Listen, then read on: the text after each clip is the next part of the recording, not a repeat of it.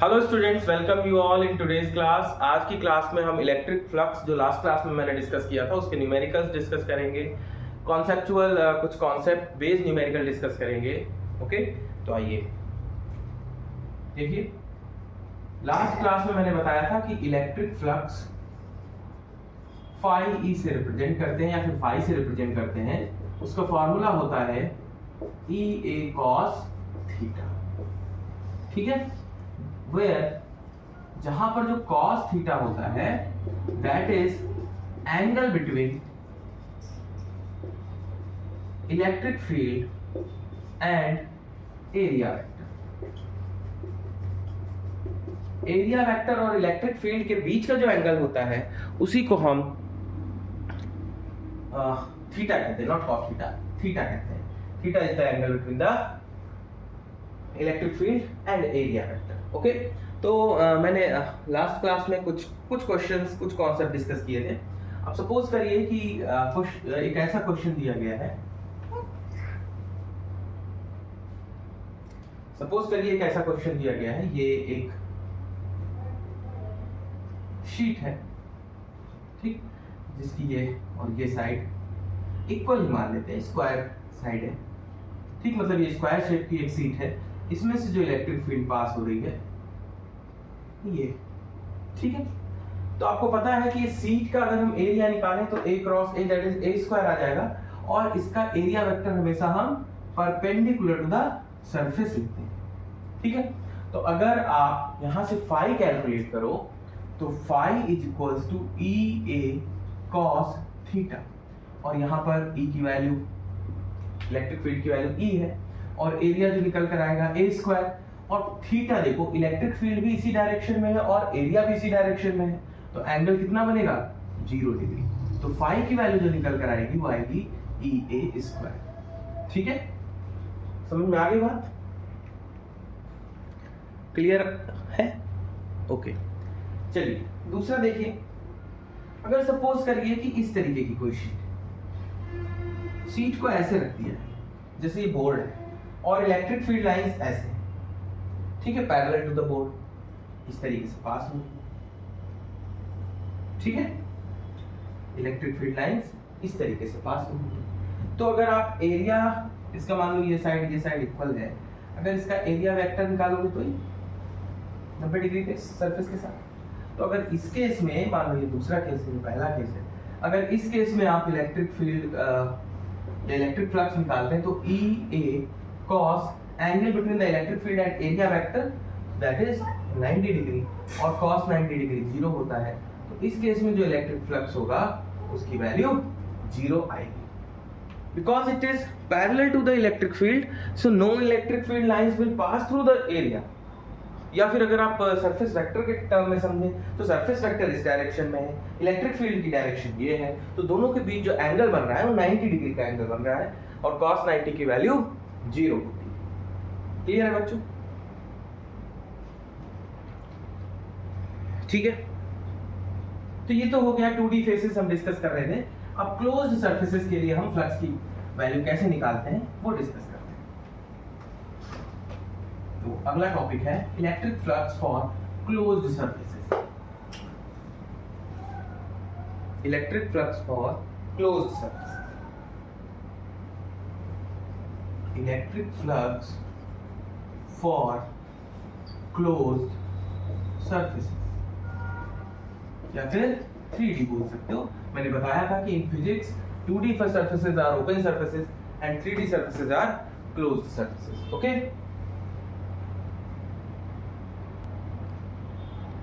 Okay, तो देखो बच्चों, एक 3D सरफेस ले लेते हैं इस तरीके का, और 3D सरफेसेस में टोटल नंबर ऑफ फेसेस 6 होते हैं। जैसे रूम को ही कंसीडर कर लें तो 4 वॉल्स हो गई और एक रूफ और एक फ्लोर, टोटल 6 फेसेस होते हैं। तो हमने एक इलेक्ट्रिक फ्लक्स निकालना है, एक ऐसा हमने क्यूब लिया है और वो एक यूनिफॉर्म इलेक्ट्रिक फील्ड E में रखा हुआ है, ठीक है, यूनिफॉर्म इलेक्ट्रिक फील्ड E में रखा हुआ है। इसकी साइड ये भी, हाँ मान लेते ये भी A है, यहाँ से यहाँ तक ये भी A है, और ये वाली साइड भी मींस लेंथ ब्रेथ थिकनेस तीनों कितना है, a है। ओके ठीक है बच्चों। तो अगर इस फेस को हम 1 मान लें तो इस फेस को ऐसा फेस होगा, इलेक्ट्रिक फील्ड की डायरेक्शन ये, और इस फेस की बात कर रहा हूं मैं, इसका भी एरिया वेक्टर भी इसी डायरेक्शन में होगा। ओके तो फॉर फेस 1 अगर हम निकालें इलेक्ट्रिक फ्लक्स, तो E A and cos angle between the electric field, तो ये क्या हो जाएगा, E A स्क्वायर। ठीक है, फाइबर की वैल्यू कितनी आ जाएगी, E A स्क्वायर। इस अपोजिट फेस, इसके जस्ट अपोजिट फेस को कंसीडर करें, मान लो फेस नंबर 2 ले, फेस नंबर 2 है। ठीक, इसमें इलेक्ट्रिक फील्ड जो एंटर कर रही है वो इस तरफ है, और जो इस फेस का एरिया वेक्टर होगा, फेस सरफेस से हमेशा नॉर्मल होता है, इस तरफ होगा।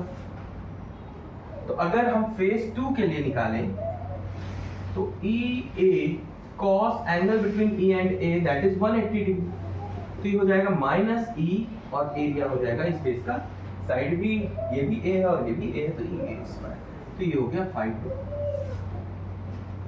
ऐसे अगर हम इसको थर्ड फेस माने, यहाँ पर एरिया वेक्टर इस तरफ होगा और इलेक्ट्रिक फील्ड इस तरफ होगा, तो थर्ड फेस के लिए ये 0 आ जाएगा।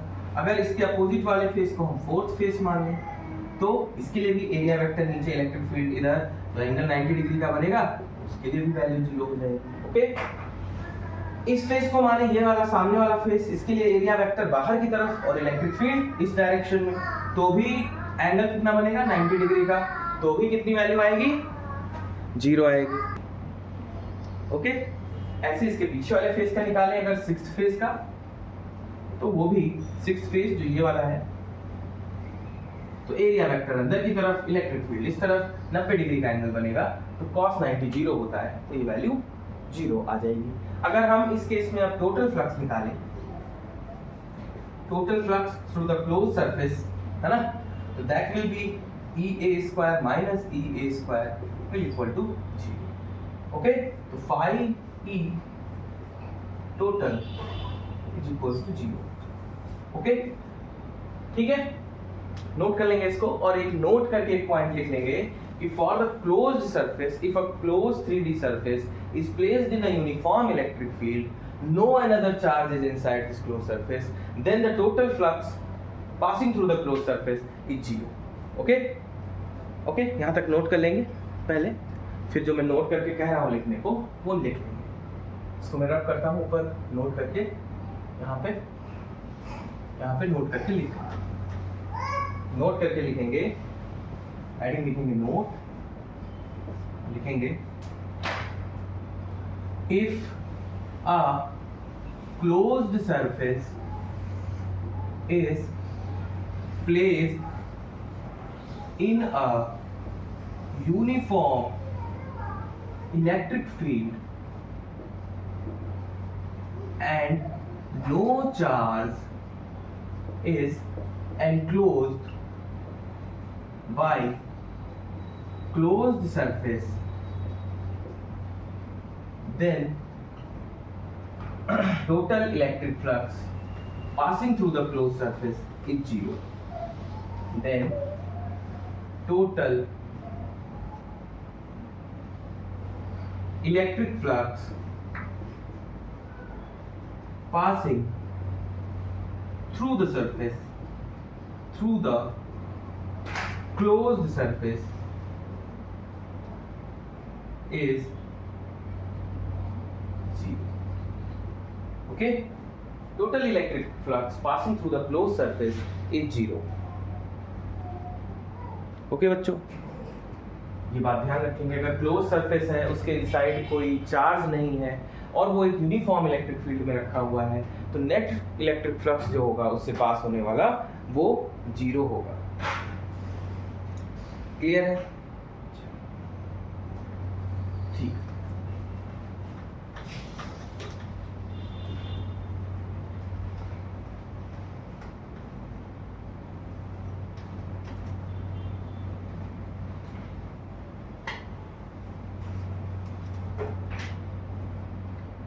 अब देखो एक ऐसा फेस लेते हैं,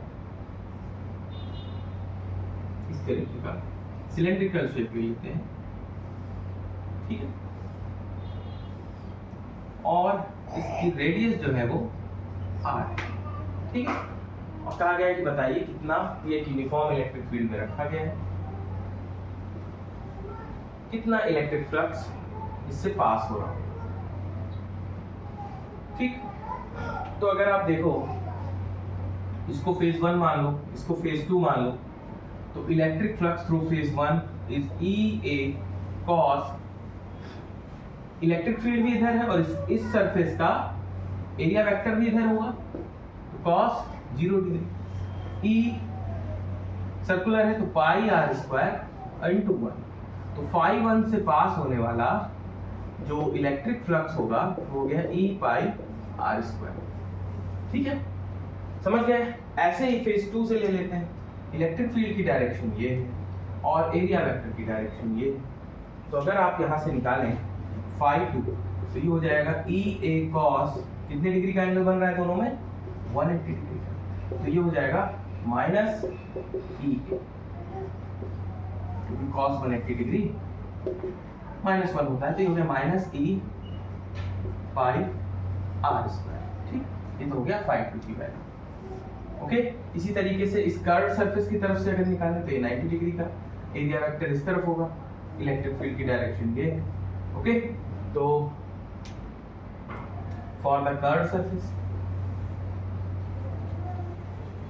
सरफेस के लिए अगर हम निकालें तो इलेक्ट्रिक फ्लक्स की वैल्यू 0 आ जाएगी, ओके। सो अगर हम नेट फ्लक्स निकालें, नेट इलेक्ट्रिक फ्लक्स अगर यहां से कैलकुलेट करें तो हो जाएगा E pi r square minus E pi r square, that is 0, ठीक है। तो for a closed surface electric flux is always 0 if it is kept in a uniform electric field, okay, ठीक है। चलिए मैं इसको रब करता हूं,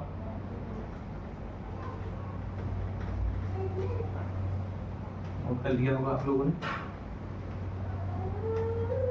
तो एक क्वेश्चन बनता है, देखिए, ओके, एक चार्ज क्यों रखा हुआ है, एक स्फीयर, ओके। कहा गया है find the electric flux passing through sphere, ठीक है। इस स्फीयर से कितना इलेक्ट्रिक फ्लक्स पास हो रहा होगा ये कैलकुलेट करना है, ठीक है बच्चों। तो सबसे पहले दिख रहा है ये, ओके, सबसे पहले ऐसे सरफेसेस के लिए हम पूरा, ये स्फीयर है, स्फीयर तो चारों साइड में पूरी तरीके से होगा, यहाँ पे मान लेते हैं एक स्मॉल एरिया, इसी स्फीयर का कट कर लेते हैं, 3D में होगा, इसका एरिया मान लेते हैं dA, इस पॉइंट चार्ज की वजह से इलेक्ट्रिक फील्ड की डायरेक्शन इधर होगी, एरिया वेक्टर भी इधर होगा, ठीक। तो अगर हमने इस एक स्मॉल स्ट्रिप ले ली, ठीक, जिसका एरिया सरफेस एरिया dA था, इसका जो सरफेस एरिया वेक्टर होगा dA वो इलेक्ट्रिक फील्ड की डायरेक्शन में ही होगा। तो अगर हम निकालें small electric flux passing through area dA, ठीक, तो d फाई छोटा इलेक्ट्रिक फ्लक्स क्या होगा, E dA और cos of angle between them, तो d फाई E जो हो जाएगा वो जाएगा E dA, ओके, ठीक है, नोट कर लिया है तक। अब देखो, so total electric flux passing through the whole sphere. ठीक है, टोटल इलेक्ट्रिक फ्लक्स फाई निकालना होगा, तो वो क्या होगा इंटीग्रेशन डी फाई ई, और इंटीग्रेशन डी फाई ई क्या किसके बराबर है, ई डी ए के बराबर है। ई तो बाहर आ जाएगा, इंटीग्रेशन डी ए बचेगा। पूरा सरफेस एरिया स्फीयर का कितना होता है 4 पाई आर स्क्वायर होता है, और ई की वैल्यू पता है 1/4 pi epsilon naught Q upon R square. मान लीजिए इसकी एरिया, इसकी रेडियस आर है ना, into 4 pi R square.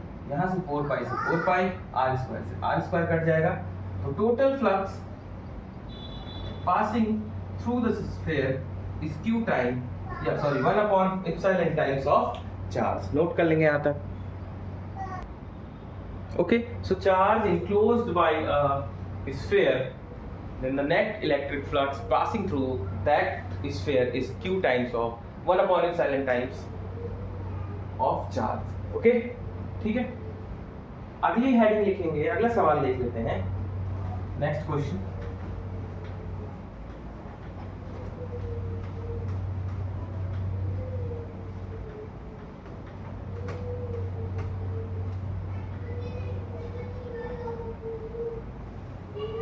Total surface area of sphere 4 pi R square था, इसलिए integration of D A means total surface area जब निकालेंगे तो डी ए की जगह 4 पाई आर स्क्वायर रख देंगे।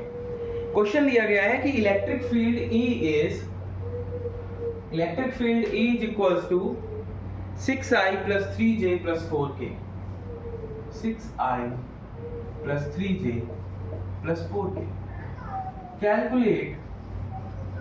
calculate electric flux through a surface area, calculate electric flux through a surface area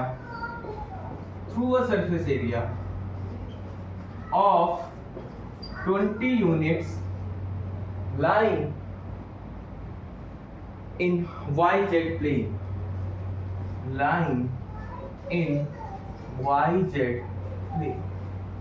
मतलब yz एक्सिस या yz प्लेन में लाई कर रहा है सरफेस एरिया। इलेक्ट्रिक फील्ड की इंटेंसिटी ये दी गई है, तो बताओ इलेक्ट्रिक फ्लक्स की वैल्यू क्या होगी।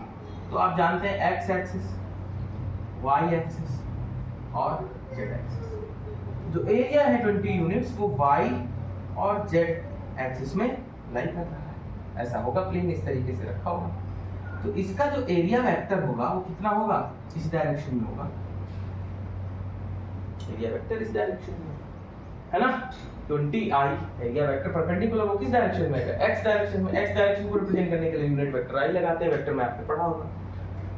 सो अगर आप इलेक्ट्रिक फ्लक्स निकालो तो होगा E डॉट A। E कितना है 6i plus 3j plus 4k, और A कितना है यहाँ पर 20i। तो आपको पता है 20 into 60 that is 120। I dot I 1 होता है, I dot J 0, I dot K 0 होता है, तो 120 यूनिट्स हो गया इलेक्ट्रिक फ्लक्स की वैल्यू, है ना। आपको ये पता होगा, वेक्टर में आपने पढ़ा होगा I डॉट I या फिर J डॉट J या फिर K dot K, unit vector K dot K ये 1 होता है ना, और I डॉट J या फिर J डॉट K या फिर K डॉट I ये 0। ओके, तो उसी कॉन्सेप्ट को बस यहाँ समझने वाली बात ये थी कि YZ प्लेन का जो एरिया वेक्टर होगा वो x एक्सिस के अलॉन्ग होगा, इसलिए 20i आ जाएगा। और जब मल्टीप्लाई करेंगे, जब डॉट प्रोडक्ट निकालेंगे तो 20i के साथ निकालेंगे। ओके, एक और सवाल ले लेते हैं इलेक्ट्रिक फ्लक्स पे बेस्ड, इसको रफ कर रहा हूं मैं, नोट कर लिया होगा आपने।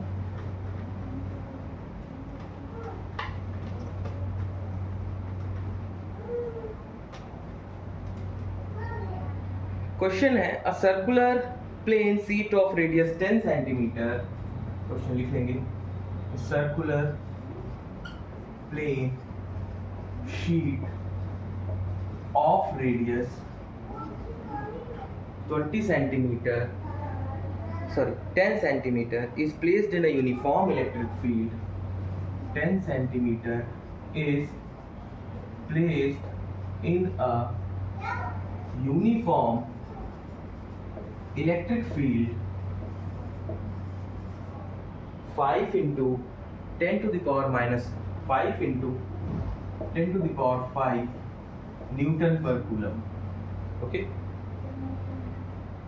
making an angle of 60 degree with the field, making an angle of 60 degree with the field, making an angle of 60 degree with the field. Calculate electric flux through the sheet.